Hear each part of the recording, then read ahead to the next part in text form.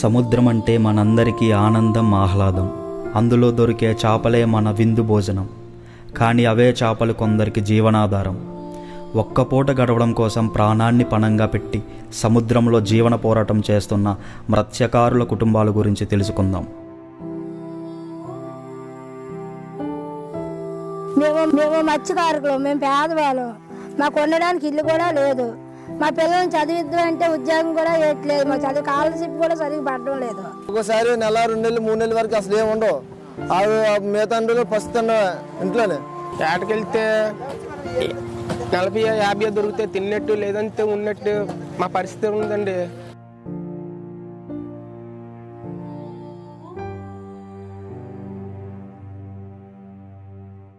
వచ్చేటప్పుడు వస్తుంది, లేనప్పుడు తినడానికి కూడా ఇబ్బంది అవుతుంది. పెద్దవాళ్ళకి అయితే ఉండగలం, ఒక రోజు 2 రోజులు. చిన్నపిల్లలకి సంపాదించగలం. పిల్లలు పోషించుకుంటే సరిపోదు.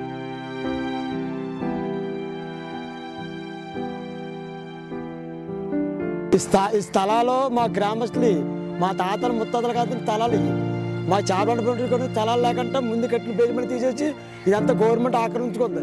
మా బతుదేరు లేకుండా చేసి పారేసాడు. ఇక్కడ ఏ చేప ఎండు చేప మాకు ఇదే బతుకుతారు. మాకు ఏవి లేకుండా చేస్తారు ఇక్కడ ఈ ప్రభుత్వం.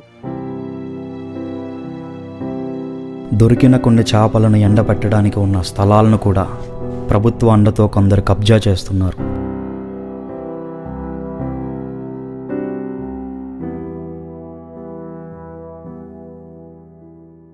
అదే చదివించలేక ఇబ్బంది అయిపోయింది. ఇంట్లోనే జట్టు వాచ్మెన్గా వస్తాను. పిల్లలు 2 పిల్లలు చదువుతున్నారు, 3 పిల్లలు చదవట్లేదు. మాకు 4 పిల్లలు. ఎందుకంటే ఇబ్బందులకి ఇలా పెద్ద పెద్ద చదువులు చదివించాలంటే, నిరుపేదలు చదివించాలంటే ఎలాగవుతుందండి? వేటకు వెళ్తే గాని పూట గడవని స్థితిలో జీవనం కొనసాగిస్తున్న ఈ మత్స్యకారులు చదువుకు దూరమై ఇంకా చదివించలేని పరిస్థితిలో ఉన్నారు. ఏటకెళ్ళోళ్ళకి ఏటలు పాటలు లేవు. ఆ గొదరాజు వెళ్తున్నారు, తిరిగి వాళ్ళు వస్తారో రారని మాకు తెలియదు లేదు. వాళ్ళు వచ్చిన దాకా, బిడ్డలు వచ్చిన దాకా ఎదురు చూస్తున్నాము. వాళ్ళు ఏమి తేడం లేదు. చేపలు పట్టుకొని వెళ్తాను, చేపలు కొండ లేదు.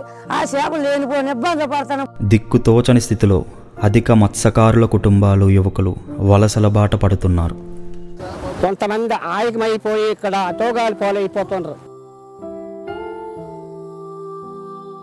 ఈ ఫ్యాక్టరీస్ రావడం వల్ల వాటిలో ఉండే కెమికల్స్ ఏవైతే ఉన్నాయో అవి అందులో కలవడం వల్ల వేట తగ్గిపోయింది.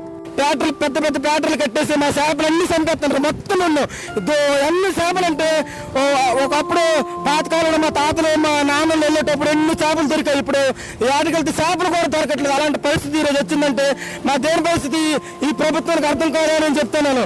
దీనికి తోడు పరిశ్రమల నుండి వెలువడే విషరసాయనాలు వీరి జీవనాధారమైన మత్స్య సంపదను హరించి వేస్తున్నాయి. వీరి జీవితాలను ఇంకా దుర్భరం చేస్తున్నాయి. తుఫాన్ వచ్చి మాకు ఏటి ఆస్కారం చూపించలేదు, మాకు ఏటి సాయం చేయలేదు. కనీసం తిన్నందుకు తిండి కూడా మాకు అందించలేదు. ఓ బకెట్లు ఏటి ఇవ్వలేదు. అలాగే ఉన్నాం 4 రోజులు 5 రోజుల దాకా అలాగే ఉన్నాం. మాకు చుట్టూ తుఫాన్లోను ఇల్లు పోనా కానీ ఎటు కట్టేసి ఇవ్వలేదు. అక్కడ సముద్రాన్ని ఇది అయిపోయిన తర్వాత కట్టుకున్నాము. ఆ ఇల్లు సముద్రం ఉట్టు తుఫాన్ పట్టుకెళ్ళిపోయిన మాకు ఎటు ఇవ్వలేదు. ఇల్లు అవి కట్టేసి. ఇంకా తుఫాను వచ్చినా, అల్పపీడనం ఏర్పడినా వీరు పస్తులు ఉండాల్సిందే, ప్రాణాలు పోగొట్టుకోవాల్సిందే. ఓ నోళ్ళు కానీ ఓ వ్యాపారస్తులకి ఏది రాలేదు.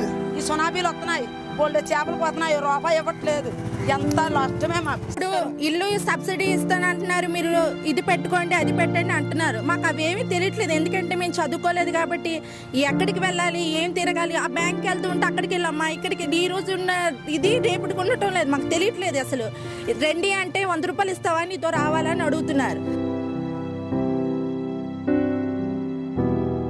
గవర్నమెంట్లు వస్తున్నాయి, పోతున్నాయి. ఏంటంటే మా ఓట్లు వేసుకున్నంత వరకు మేము అది ఇస్తాం, ఇది ఇస్తాం అంటున్నారు, రాజీలు ఇస్తాను అంటున్నారు, అది ఇస్తాం అంటున్నారు. కానీ ఏ ఒక్కటి కూడా మాకు అందట్లేదు. వీరిని ఏ బ్యాంకు గుర్తించదు, ఏ రుణాలు రావు. వీరిని దృష్టిలో పెట్టుకుని కేంద్ర రాష్ట్ర ప్రభుత్వాలు విడుదల చేసే 100 కోట్లు పథకాలు వీరికి చేరకుండా పక్కదారి పడుతున్నాయి.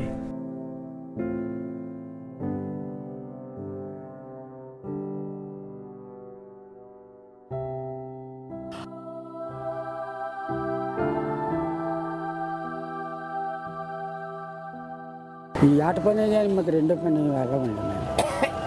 ఈ కష్టం బాధపడలేక ఒక్కొక్కసారి మానేస్తున్నాం ఈ అలివి వేయటానికి అవకాశం ఉంటుంది.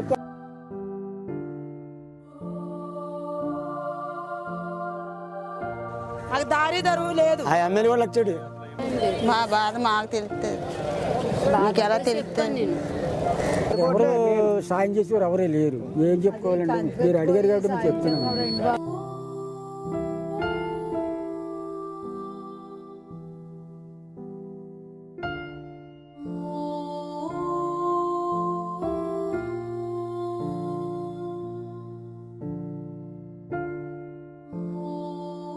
మాకు న్యాయం జరగాలని మీ ప్రభుత్వంకి కోరుకుంటున్నాము. మాకేమొద్దండి, మా కొంపలు మాకు కట్టిస్తే చాలు.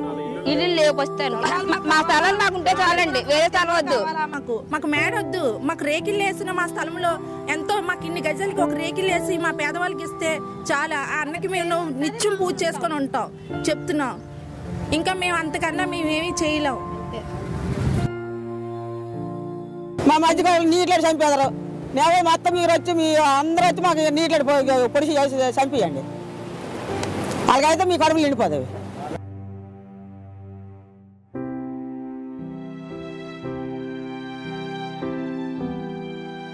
మీరు ఏదో మీరు బయటికి మాకు మా మత్స్యకారులు మీరు తీస్తామని అంటే మత్స్యకారులకు తీయండి. నేపోతే అనగా నెట్టించుకొని మన గంగతోటే సాహసం ఇచ్చుకొని గంగతోటే బతుకుతాం. కాలు పట్టుకుంటాను, చేతిలో దండం పెడతాను. మీ అందరికీ, మీ ప్రభుత్వాలందరికీ, సీఎంలకు అందరికీ దండం పెట్టి ఆడే చెప్తున్నాను. మా కష్టంలో చేస్తండి, మాకు మాట ఇచ్చారు, ఆ మాట ప్రకారం చేస్తండి. ఆఫీసులోకి వెళ్తే కాలుతో తన్నేయడం, చేతులతో తోసేయడము, చివరి అలాంటి దుస్థితి పరిస్థితి వచ్చింది. ఈ రోజు కూడా మేము అలాగే బతుకుతున్నాము. గృహంలోను చనిపోతే మాకు ఆ సమంతారు కూడా చాలా మంది రారు. ఆ చేపలేడు చనిపోయాడు, ఆడతారు మనకెందుకు ఆ చేపలేడు అని చెప్పేసి అంత దీర్ఘంగా మాకు చులకం చూడటం ఏంటని చెప్పి మేము కోరుకుంటాం. మా కష్టంలో చేస్తే తప్ప మాకు ఉద్యోగాలు రావు. లేకపోతే మేము మరి తప్పకుండా ఇక సముద్రంలో పోయి అందరూ చచ్చిపోవడానికి సిద్ధంగా ఉన్నాము. పుట్టింది సముద్రపు తీరంలో, పెరిగింది సముద్రపు తీరంలో. సముద్రాన్నే దైవంగా నమ్ముకుని సముద్రం పుట్టించే చేపని వృత్తిగా మలుచుకుని గమ్యం మెరుగని పయనంలో అలసి సులసి సమాధి అయ్యేది కూడా సముద్ర తీరంలోనే.